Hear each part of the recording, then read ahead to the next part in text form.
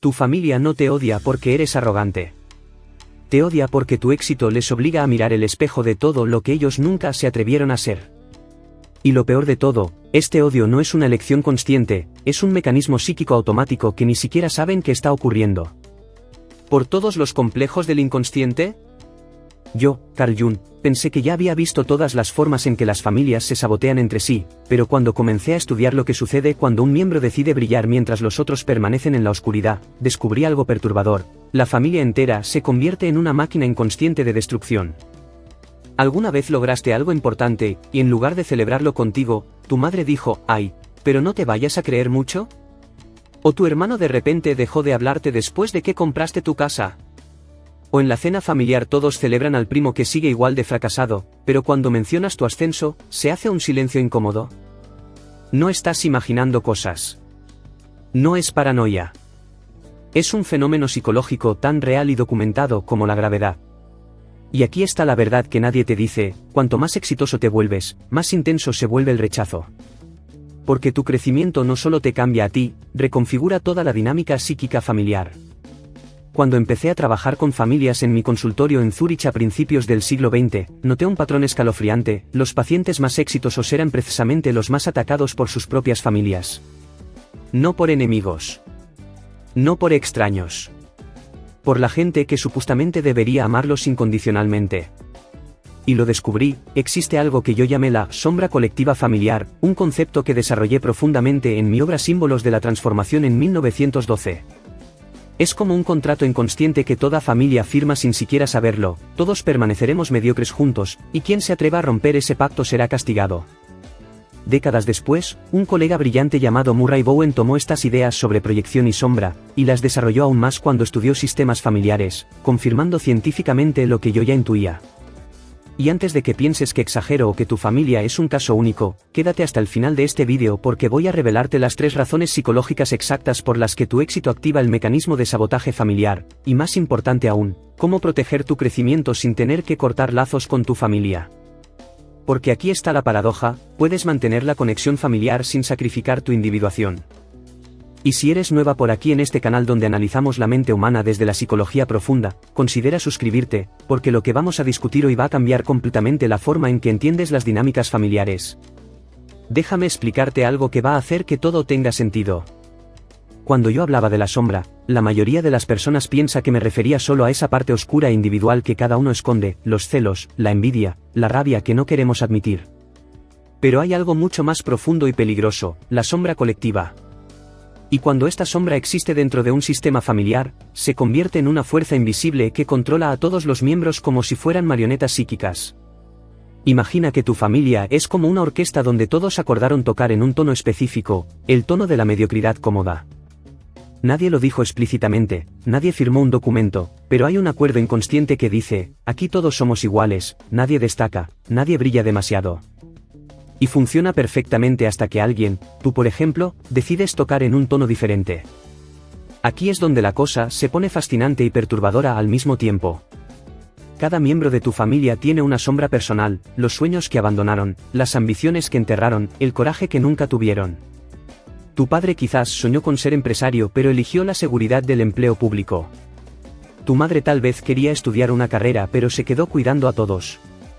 Tu hermano pudo haber intentado algo grande pero se rindió al primer obstáculo.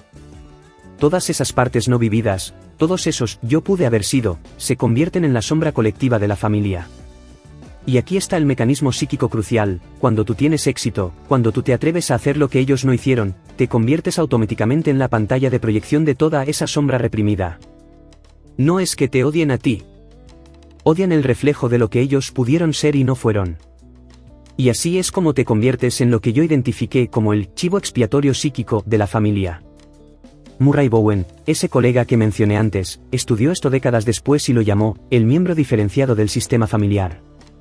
Pero es el mismo fenómeno: la familia entera, inconscientemente, elige a un miembro para cargar con toda la incomodidad de la transformación.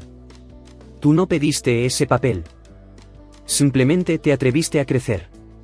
Y ahora, cada vez que entras en una reunión familiar con tu nueva ropa, tu nuevo carro, tu nueva energía, estás activando todos los complejos de inferioridad que ellos llevan décadas reprimiendo. Es como si llevaras un espejo gigante que grita, miren todo lo que ustedes no se atrevieron a hacer. Por eso las críticas disfrazadas de preocupación. Por eso los silencios incómodos. Por eso la invalidación constante de tus logros.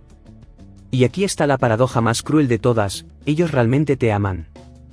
No están mintiendo cuando dicen que quieren lo mejor para ti. Pero su amor está condicionado a que tú no los hagas sentir mal consigo mismos. Es un amor que dice, te amo, pero solo si permaneces a mi nivel. Te apoyo, pero no tanto como para que me dejes atrás. Celebro tus logros, siempre y cuando no sean tan grandes como para exponerme a mi propia mediocridad. No es maldad consciente. Es el inconsciente familiar protegiéndose de la incomodidad del crecimiento. Porque si tú puedes cambiar, entonces ellos también pueden. Y esa posibilidad es aterradora para quien eligió la comodidad de la queja crónica. Déjame mostrarte cómo esto funciona en la vida real. Imagina que yo, Carl Jung, decido ir a una cena familiar después de publicar mi libro, Símbolos de la Transformación, que revolucionó la psicología. Llego a la casa de mis padres en Kessville, Suiza, y antes de siquiera sentarme a la mesa, mi tía Gertrude me mira de arriba abajo y dice, ay Carl, te ves diferente. ¿Estás durmiendo bien? Te noto estresado. No me pregunta por el libro. No me felicita por el logro.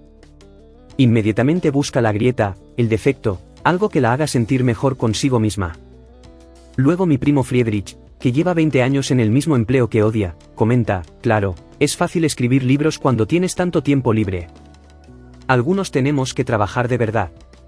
Observa la táctica, invalidar el logro reduciéndolo a suerte o privilegio. Nunca reconocer el esfuerzo, la disciplina, el riesgo.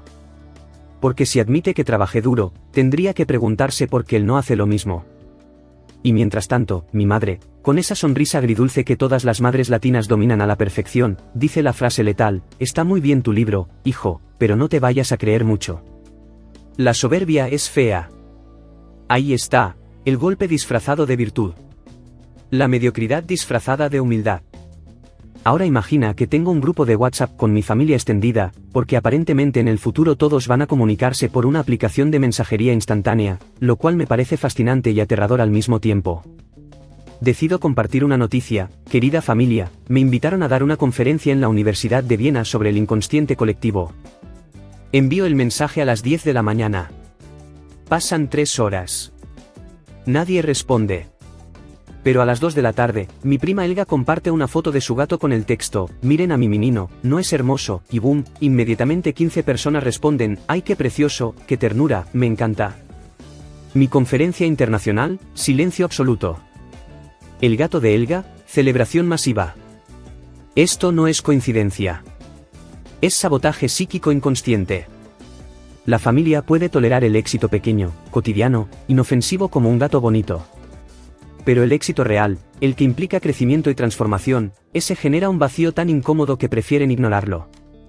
Y si finalmente alguien responde a mi mensaje, probablemente sea mi tío Hans diciendo, cuidado Carl, Viena es peligrosa, no vayas a salir de noche.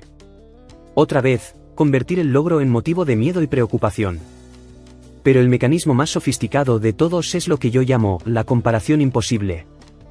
Imagina que estoy en una reunión familiar y alguien dice, Carl publicó su libro, qué bien, y inmediatamente mi tío Otto interviene, sí, pero Sigmund Freud ya tiene 5 libros publicados y es mucho más famoso. Observa la maniobra, nunca puedes ganar porque siempre habrá alguien más exitoso con quien compararte. Si ganas $1000 al mes, te comparan con quien gana 2000. Si compras un apartamento, te comparan con quien compró una casa. Si pierdes 10 kilos, te comparan con quien perdió 15. Es una trampa psicológica perfecta porque elimina cualquier posibilidad de celebración. Y lo más perverso es que cuando fracasas, de repente la comparación desaparece. Si mi libro hubiera sido un fracaso, nadie lo habría comparado con Freud. Habrían dicho, no te preocupes Carl, lo importante es que lo intentaste. Pero el éxito no se puede tolerar sin relativización. Porque tu éxito sin atenuantes los obligaría a confrontar su propia falta de acción.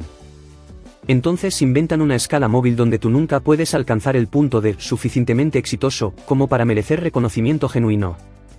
Y después de reírnos juntos de estas situaciones que probablemente has vivido más veces de las que quisieras admitir, quiero que entiendas algo crucial, tu familia no es mala. No son villanos de telenovela planeando tu destrucción.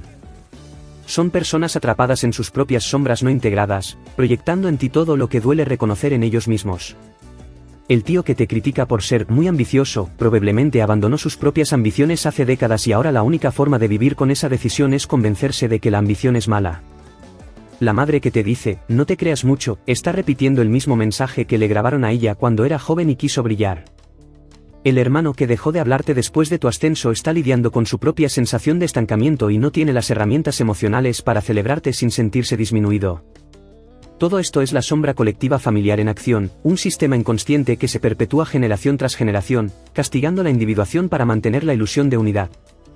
Entonces, después de reírnos juntos de estas situaciones tan dolorosamente reconocibles, vamos a lo que realmente importa: ¿cómo proteges tu crecimiento sin destruir tus lazos familiares? Porque aquí está la trampa en la que caen la mayoría de las personas exitosas: o sacrifican su éxito para mantener la paz familiar, o cortan completamente los lazos y viven con culpa el resto de sus vidas. Pero existe un tercer camino, uno que yo desarrollé trabajando con pacientes durante décadas y que Murray Bowen refinó brillantemente en su teoría de sistemas: la diferenciación consciente. No se trata de alejarte físicamente de tu familia, sino de diferenciarte psíquicamente de su sombra colectiva. Y esto requiere 3 movimientos específicos que voy a enseñarte ahora mismo. La primera técnica es la más difícil pero la más liberadora: debes renunciar completamente a la fantasía de que algún día tu familia va a celebrar tu éxito de la forma que mereces. Lee eso de nuevo porque es crucial. La mayoría de las personas exitosas siguen buscando esa aprobación familiar como un niño buscando la mirada orgullosa de sus padres.